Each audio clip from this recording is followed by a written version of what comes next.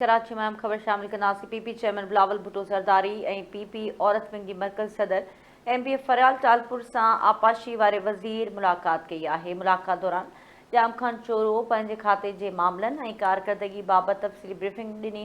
मुलाक़ात में सिंध जे आपाशी मंसूबनि, मौजूदा प्रोग्रामनि, पाणी जी फ़राहमी ऐं ज़राअत जे शोबे जे लाइ हुकूमती क़दमनि ते रोशनी विधी वई। चेयरमैन बिलावल भुट्टो ज़रदारी ऐं फरियाल टालपुर सूबाई वज़ीर जाम खान चोरो जी ब्रीफिंग ॿुधी। मुलाक़ात में सिंध जे ज़रई तरक्की ऐं पाणी जे मुनज़म इस्तेमाल ते बि अहम ख़्यालनि जी ॾे वठि कई वई।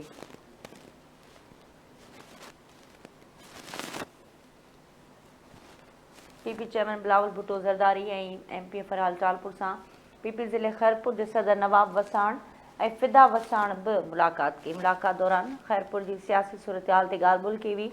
पीपी चेयरमैन ऐं पीपी एमपी फरियाल टालपुर सां fisherman cooperative society chairperson Fatima Majeed पिणु मुलाक़ात कई आहे। मुलाक़ात दौरान फातिमा मजीद पंहिंजे इदारे जी कारकर्दगी बाबति तफ़सीली ब्रीफिंग ॾिनी।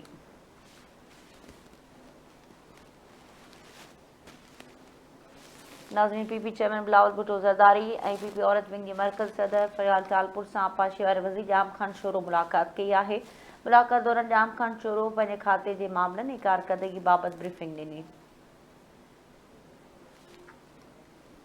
नाज़रीन, पीपी चेयरमैन बिलावल भुट्टो ज़रदारी ऐं पीपी औरत विंग जी मरकज़ी सदर एमपी फरियाल टालपुर सां आपाशी जे वज़ीर जाम खान चोरो मुलाक़ात कई आहे। मुलाक़ात दौरान जाम खान चोरो पंहिंजे खाते जे मामलनि ऐं कारकर्दगी बाबति ब्रीफिंग ॾिनी। मुलाक़ात में सिंध जे आपाशी मसइलनि, मंसूबनि, मौजूदा प्रोग्रामनि, पाणी जी फ़राहमी, ज़राअत जे शोबे लाइ हुकूमती क़दमनि ते रोशनी विधी वई। इन जा तफ़सील मालूम कयूं था। चीफ रिपोर्टर इमदाद सूमरा लाइन ते मौजूद आहे। इमदाद, मुलाक़ातुनि बाबति आगाह कजो। जी बिल्कुल साइमा, अवांखे ॿुधाईंदा हलूं त पाकिस्तान पीपुल्स पार्टी के चेयरमैन बिलावल भुट्टो ज़रदारी ऐं पीपी के शोबा ख़वातीन जी मरकज़ी सदर एमपीए फरियाल आपाशी वारे सूबाई वज़ीर जाम खान चोरो बिलावल हाउस कई आहे। मुलाक़ात दौरान जाम खान चोरो पंहिंजे खाते मामलनि ऐं कारकर्दगी बाबति तफ़सीली ब्रीफिंग ॾिनी।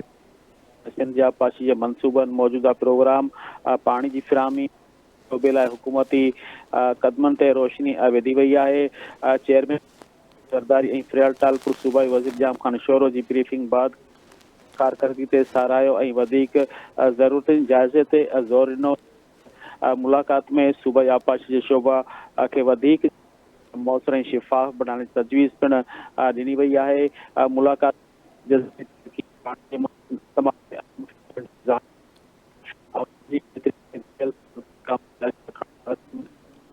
जी इमदाद, वरी महिरबानी तफ़सील आहे।